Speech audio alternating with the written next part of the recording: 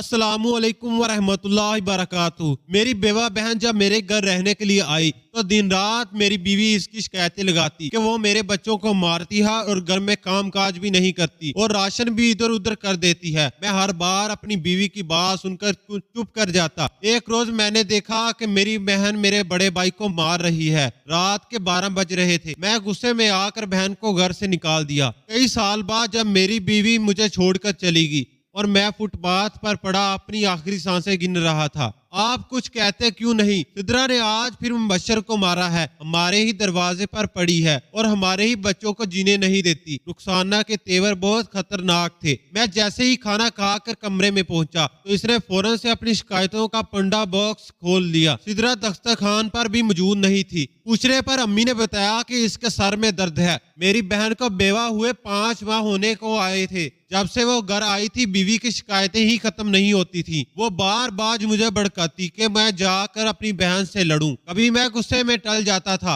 और कभी मैं बहन को जाकर सख्त बातें सुना देता। वो अल्लाह की बंदी नजर नीचे झुकाकर मेरी बातें सुनती रहती। इसकी 2 साल की एक छोटी सी मासूम बेटी थी जो दूध पीती थी। मेरी बहन को इस बात पर भी एतराज था।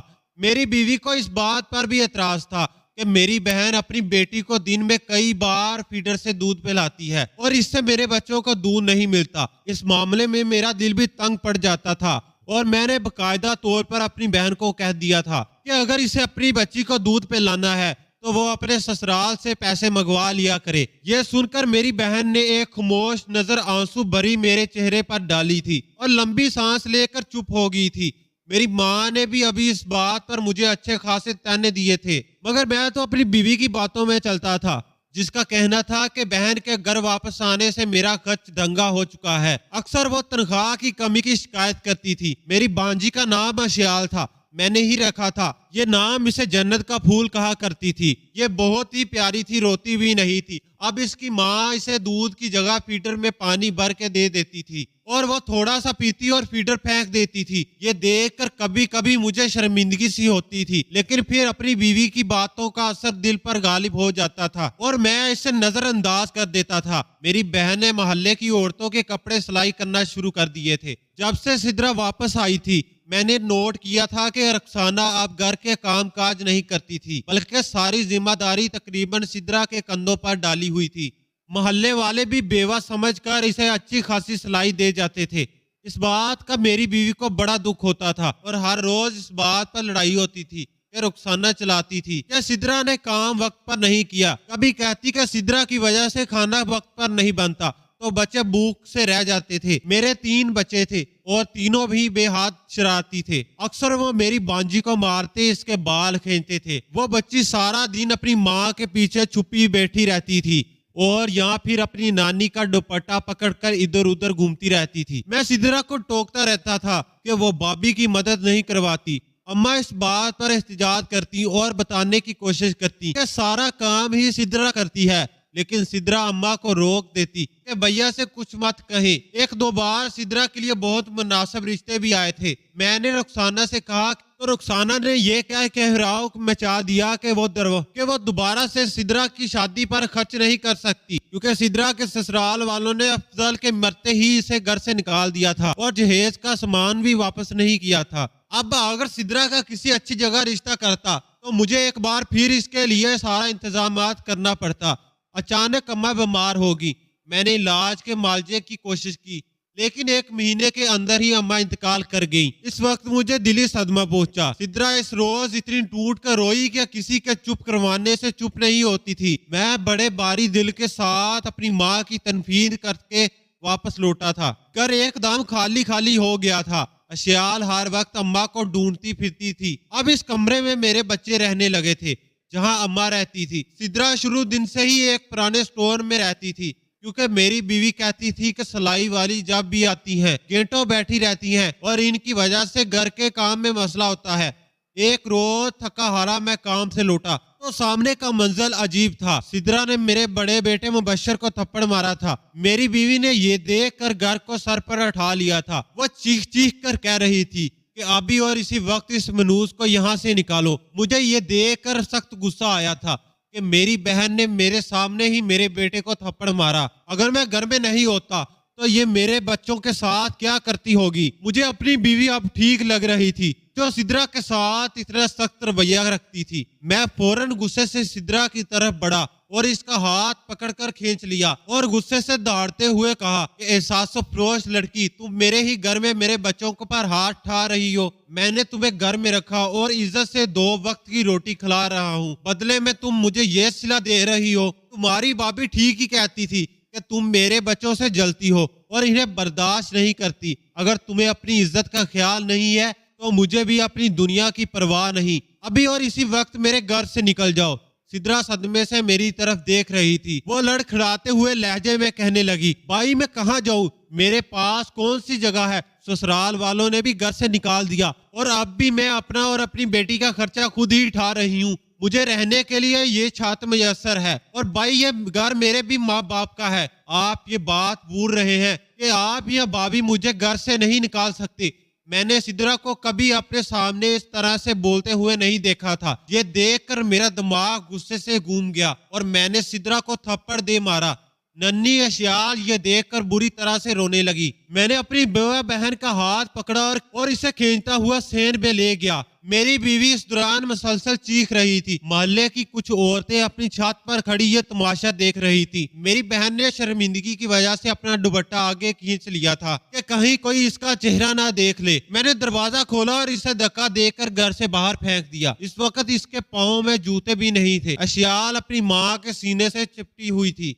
मेरी बीवी ने चंद ही लम्हों में सिद्रा के सूटकेस में इसके कपड़े डाले और इसकी बच्ची का कुछ सामान डाला और इसे भी घर से बाहर फेंक दिया। मेरी बहन घर के दरवाजे से यूं चिपटी खड़ी थी जैसे कोई छोटा बच्चा अपनी माँ के पैरों से लिपटा होता है। पहले वो दबी दबी सिसकियां ले रही थी और कह रही थी, भैया मुझे घर से मत निकालो, मेरा कोई ठिकाना नहीं है, मुझे घर में एक कोने में पड़ा रहने दो, मैं कुछ नहीं मांगूंगी, मेरी छोटी सी मासूम बच्ची है, मैं इसे लेकर कहाँ धक्के खाती फिरूंगी। लेकिन मैं और मेरी बीवी गूंगे बहरे बनकर घर में बैठे रहे। मेरे तीनों बच्चे पहले ही सहमे हुए थे, लेकिन फुप्पो की आवाज़ी सुनकर रोने लगे थे और बार बार कह रहे थे, अम्मा फुप्पो को अंदर बुलाएं, वो नन्ही अशियाल को लेकर कहाँ जाएंगी। मेरी बीवी ने बच्चों की ये बात सुनकर इन्हें डांटा और कमरे में भेज दिया। एकदम गली से सिद्रा की दाढ़ें मार मार कर रोने की सदाएं बुलंद हुई और अब वो मुझसे और मेरी बीवी से माफिया मांग रही थी।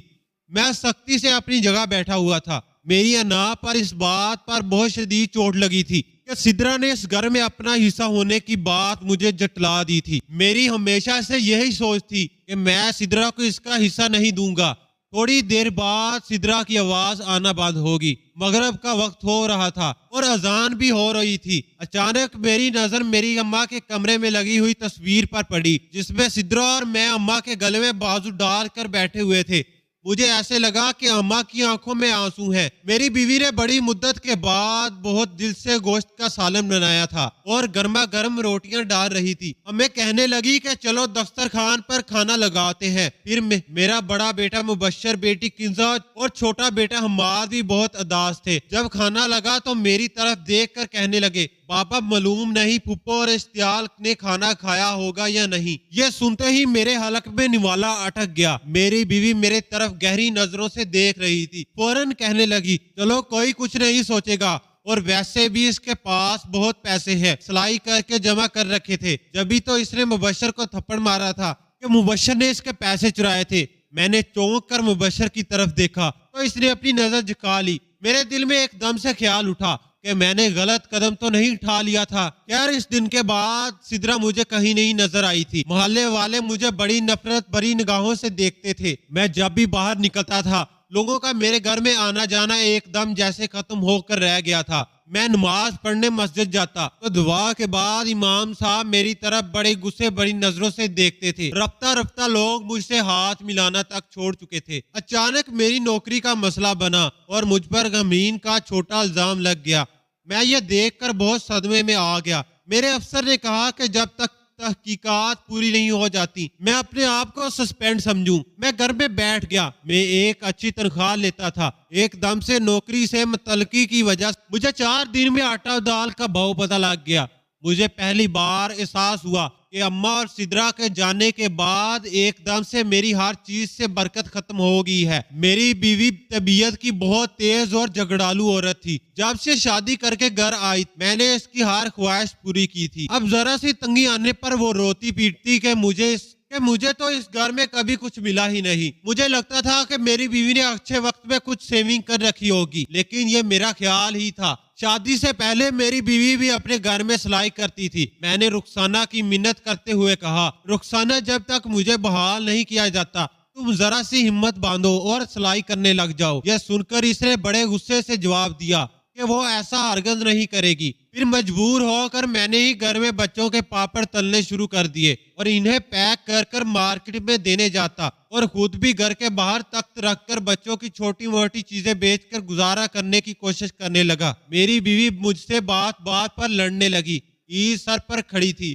نہ تو اس بار میرے پاس قربانی کی گنجائش تھی اور نہ ہی بچوں کے کپڑے بنانے کی۔ میری بیوی نے زند باندھ لی کہ کچھ بھی کرو، کہیں سے بھی قربانی کا جانور لاؤ، کیونکہ اسے اپنے میکے کے سامنے شرمندہ نہیں ہونا۔ میں اس کی ضد پر بری طرح سے چڑھا گیا۔ میں نے پہلے اسے سکون سے سمجھانے کی کوشش کی، لیکن جب اس کی زبان ہاتھ سے زیادہ چلی تو میرا ہاتھ اس پر اٹھ گیا۔ شادی کے 14 سال بعد پہلی بار یہ سب ہوا تھا۔ اس نے فون کر کے فوراً اپنے بھائیوں کو بلایا۔ میرے تینوں سالے بری طرح سے مجھ پر چڑھ دوڑے۔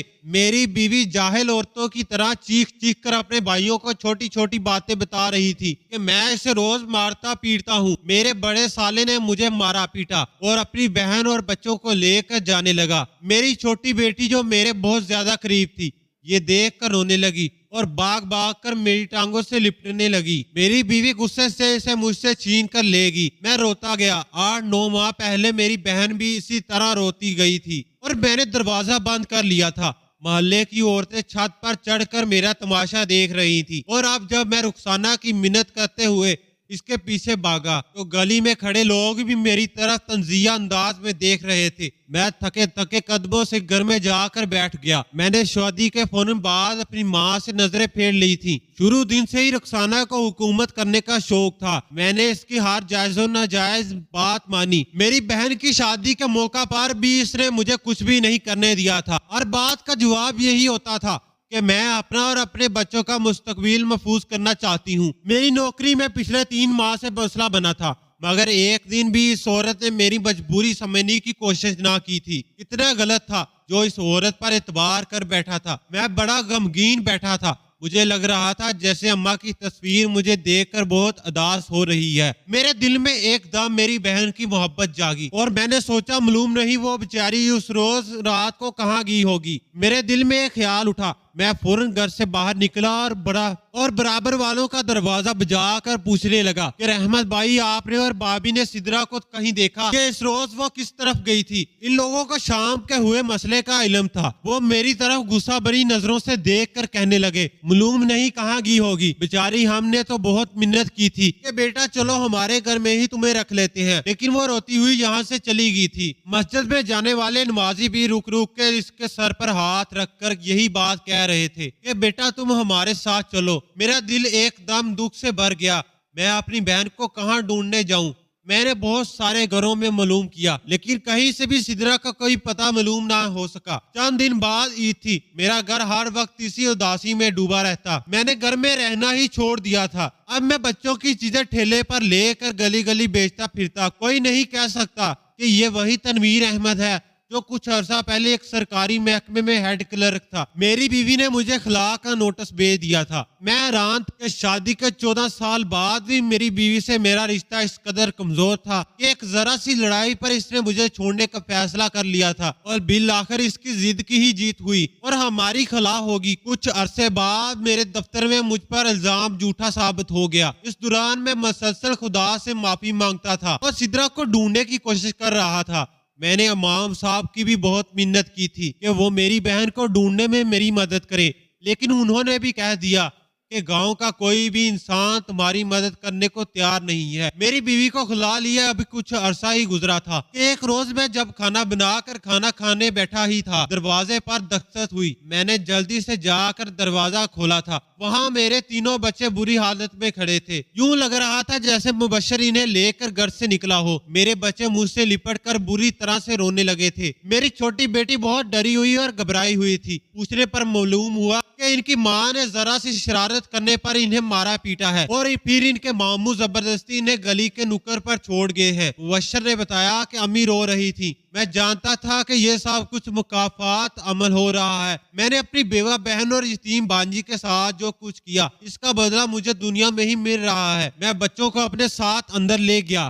میرے بچوں کی تعلیم بہت متاثر ہوئی تھی۔ میں نے نئے سرے سے انہیں اسکول میں داخل کروا دیا۔ صبح خود اٹھ کر ان کے لیے ناشتہ بناتا تھا، سالن رات کو بنا کر رکھ لیتا تھا، اور جب وہ اسکول سے واپس آتے تو مبشر خود انہیں روٹیاں بنا کر دیتا تھا۔ میرا بڑا بیٹا وقت سے پہلے ہی بہت سمجھدار ہو گیا تھا۔ دیکھتے دیکھتے ہی کئی سال گزر گئے۔ میری بیوی نے کئی بار اپنے بچوں سے رابطہ کرنے کی کوشش کی تھی، لیکن میرا بڑا بیٹا سختی سے اس سے بات کرنے سے منع کر دیتا تھا۔ دکھوں اور پریشانیوں نے وقت سے پہلے مجھے بوڑھا کر دیا تھا۔ میری بڑی بیٹی بہت سمجھدار نکلی تھی۔ بیٹی کی عمر 20 سال ہو گئی تھی اور چھوٹا بیٹا 17 سال کا تھا۔ مبشر 28 سال کا ہونے والا تھا۔ میں بار بار مبشر سے کہتا کہ وہ شادی کر لے، کہ گھر میں کوئی عورت آ جائے، اور پھر میں اس کی بہن کے لیے بھی رشتہ دیکھ کر اسے رخصت کر دیتا ہوں۔ لیکن مبشر تخلیص سے کہتا، مبشر سختی سے کہتا کہ اگر میری شادی میری ماں جیسی کسی عورت سے ہوگی تو وہ بھی کل کو میری بہن کو رات کے وقت گھر سے باہر نکال کر کھڑا کر دے گی، اور میں تو آپ کا بیٹا ہوں، کب بدل جاؤں گا مجھے خود بھی پتا نہیں۔ میں نے اس کی بات سن کر گردن جھٹکا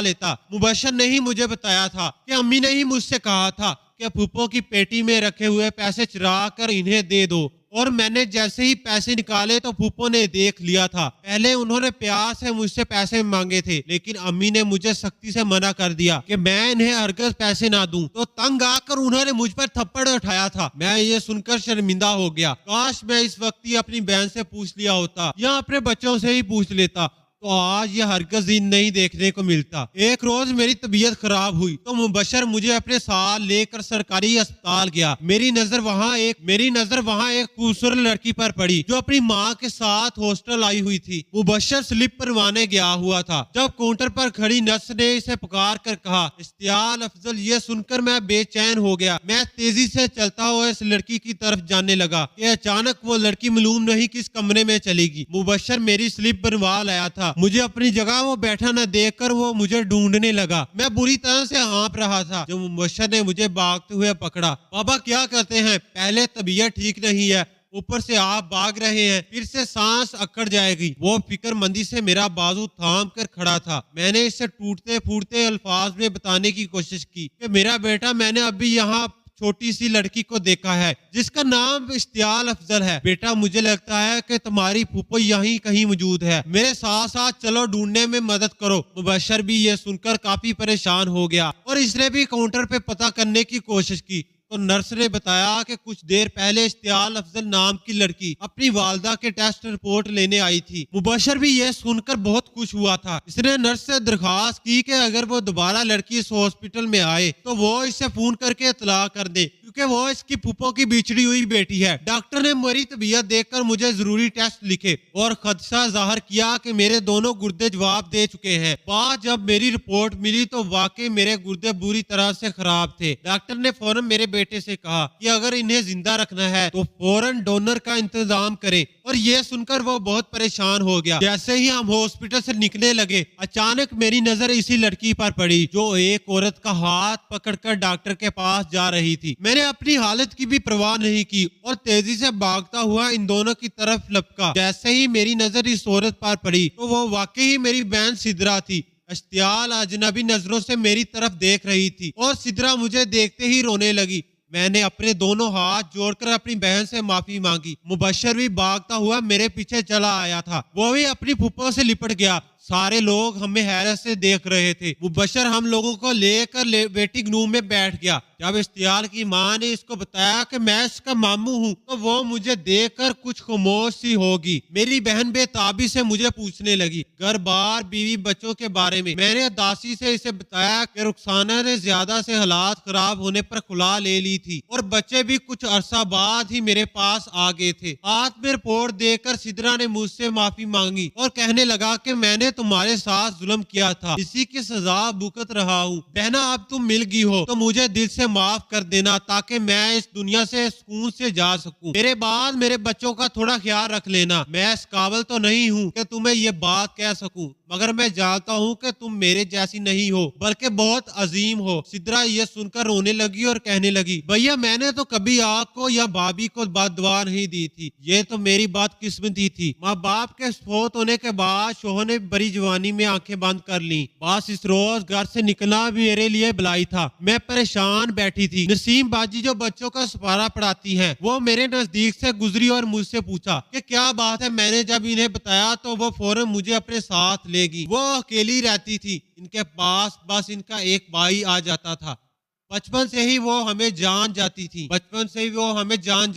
کچھ روز بعد انہوں نے مجھے سمجھایا کہ میں ان کے بھائی سے نکاح کر لوں۔ کندر کی پہلی بیوی فوت ہو چکی تھی اور ان کا ایک بیٹا تھا جسے نسیم باجی نے اپنے پاس رکھا ہوا تھا۔ وہ بھی کچھ ہی دن میں مجھ سے مانوس ہو گیا تھا، لیکن میں خوف زدہ تھی کہ نہ جانے اب زندگی میں کون سا موڑ آ جائے۔ لیکن نسیم باجی نے اور سکندر نے مجھے بھروسہ دلایا کہ وہ کبھی مجھے تکلیف نہیں آنے دیں گے۔ آج ماشاءاللہ میری شادی کو 15 سال ہو گئے ہیں۔ میں اپنے گھر میں خوش ہوں۔ اشتیال کی بھی اچھی پرورش کی ہے۔ سکندر نے اسے کبھی اپنے باپ کی کمی نہیں محسوس ہونے دی۔ سکندر کا پہلا بیٹا مزمل اسے اپنی سکی بہن سے بھی زیادہ چاہتا ہے۔ ہم دونوں کے 2 اور بچے ہیں۔ اللہ کا شکر ہے اس نے تمام دکھوں کا مداورہ کر دیا ہے۔ میں سر جھکائے بیٹھا تھا۔ بے شک میں اس وقت کھنڈور ہو گیا تھا، لیکن اس دنیا میں اچھے لوگ بھی تھے۔ خدا کا شکر ہے میری بہن مزید کسی مصیبت کا شکار نہیں ہوئی تھی۔ سدرا نے بار بار جب مجھ سے پوچھا تو مبشر نے بتایا کہ دونوں گردے جواب دے چکے ہیں اور ڈاکٹر نے کہا ہے کہ جلدی سے جلدی ٹرانسپلانٹ کروا لیا جائے۔ سدرا یہ سنتے ہی بے چین ہوگی۔ اپنے بھائی کو گردہ میں خود دوں گی۔ مبشر نے یہ سن کر اسے منع کیا اور کہنے لگا پھپھو آپ پہلے ہی بیمار ہیں۔ وہ ہنسنے لگی اور کہنے لگی کوئی بیمار نہیں ہے، بس چھوٹا سا گلے کا انفیکشن تھا، لیکن اشتعال پریشان ہوگی اس لیے مجھے زبردستی ہاسپٹل لا رہی ہے۔ میں نے بھی بہت انکار کیا لیکن وہ بات زد رہی۔ اس کا شوہر سکندر بھی ہاسپٹل پہنچ گیا۔ جب اشتعال نے اس کو فون کر کے بتایا کہ امی کو ماموں مل گئے ہیں، وہ بہت ہی خوش اخلاق انسان تھا، بہت محبت سے ملا۔ جب اسے معلوم ہوا کہ مجھے اس وقت ٹرانسپلانٹ کی ضرورت ہے تو اس نے بھی خوشی سے اجازت دے دی کہ اگر سدرا صحت مند ہے تو وہ اپنے بھائی کو گردہ دے سکتی ہے۔ میں نے سکندر سے بھی ہاتھ جوڑ کر معافی مانگی۔ میں اپنے رویے پر بہت زیادہ شرمندہ تھا۔ دونوں بہن بھائیوں کے ضروری ٹیسٹ ہوئے۔ ڈاکٹر نے ہمیں 10 دن بعد ڈیٹ دے دی۔ ہم لوگ خوشی خوشی ہاسپٹل سے باہر نکلے۔ ایک بکارن عورت نے بڑی دردناک صدا لگائی کہ میں 2 دن سے بھوکی ہوں، مجھے اللہ کے نام پر کچھ دے دو۔ مبشر جیسے ہی اپنی جیب سے پیسے نکالنے لگا، اس کی نظر جب اس بوڑھی عورت پر پڑی تو وہ خیرت سے اپنی جگہ کھڑا ہو گیا۔ مبشر کی آنکھوں میں آنسو تھے۔ ہم جب چلتے چلتے وہاں پہنچے تو بکارن کی نظر مجھ پر اور سدرا پر پڑی تو وہ ایک دم بھاگ کر سدرا کے قدموں سے لپٹ گئی اور اس سے معافی مانگنے لگی۔ سدرا اور میں پریشان تھے کہ کیا ماجرا ہے۔ جیسے ہی اس عورت نے اپنا سر اٹھایا، یہ دیکھ کر ہم دونوں بہن بھائی حیران سے گنگ کھڑے رہ گئے کہ وہ رخسانہ تھی۔ رخسانہ رو رو کر سدرا سے معافی مانگ رہی تھی کہ مجھے معاف کر دو سدرا، میں نے تمہارے ساتھ بہت غلط کیا۔ دیکھو میں نے تمہیں تمہارے بھائی کے ہاتھوں گھر سے نکلوا دیا۔ آج میں بھی برسوں سے تمہارے طرح گھر سے بے گھر ہوں اور سڑکوں کی خاک چھانتی پھرتی ہوں۔ میرے ظلم کا بدلہ میرے اللہ نے مجھے اسی دنیا میں دے دیا ہے۔ سدرا نے اسے معاف کر دیا اور مبشر سے کہنے لگی بیٹا اپنی ماں کو اپنے ساتھ گھر لے جاؤ، بے شک ایک کمرے کا ہی صحیح انہیں گھر لے کر دو کیونکہ یہ تمہاری ماں ہے۔ بھائی بے شک ان کے لیے نامحرم ہے لیکن تم ان کے بیٹے ہو، تمہارے ہوتے ہوئے انہیں سڑکوں پر اس حال میں رہنا زیب نہیں دیتا۔ مبشر چپ چاپ کھڑا رو رہا تھا، اپنی ماں سے لپٹ گیا۔ بہن بھائی اپنی ماں سے کتنے بھی ناراض تھے لیکن میں اس بات کا گواہ تھا کہ گزرے سالوں میں انہوں نے ایک ایک لمحہ اپنی ماں کو یاد کیا ہے۔ میں نے بھی مبشر کو اجازت دے دی۔ فی الحال مبشر اسے ساتھ ہی گھر لے گیا۔ وقت کا پہیہ بہت تیزی سے چلتا ہے۔ یہ دنیا مکفات عمل کا گھر ہے، انسان کو اسے ہر صورت کاٹنا ہی پڑتا ہے۔ बरसों बाद खोए हुए तमाम रिश्ते वापस मिल जाने पर मैंने खुदा का शुक्र अदा कर रहा था। नाज़रीन, आपको ये कहानी कैसी लगी कमेंट बॉक्स में अपनी राय का इजहार जरूर करें। इस तरह के सबक मुआज कहानियां सुनने के लिए हमारी वीडियो को लाइक शेयर करें और हमारे चैनल को सब्सक्राइब करना ना भूलें। शुक्रिया। चुपचाप खड़ा रो रहा था, अपनी माँ से लिपट गया। बहन भाई अपनी माँ से कितने भी नाराज थे, लेकिन मैं इस बात का गवाह था कि गुजरे सालों में उन्होंने एक एक लम्हा अपनी माँ को याद किया है। मैंने भी मुबशर को इजाजत दे दी। फिलहाल मुबशर इसे साथ ही घर ले गया। वक्त का पहिया बहुत तेजी से चलता है। वक्त का पहिया बहुत तेजी से चलता है। ये दुनिया मकफात अमल का घर है। इंसान को इसे हर सूरत काटना ही पड़ता है। बरसों बाद खोए हुए तमाम रिश्ते वापस मिल जाने पर मैंने खुदा का शुक्र अदा कर रहा था। नाज़रीन, आपको ये कहानी कैसी लगी कमेंट बॉक्स में अपनी राय का इजहार जरूर करें। इस तरह के सबक मुआज कहानियां सुनने के लिए हमारी वीडियो को लाइक शेयर करें और हमारे चैनल को सब्सक्राइब करना ना भूलें। शुक्रिया।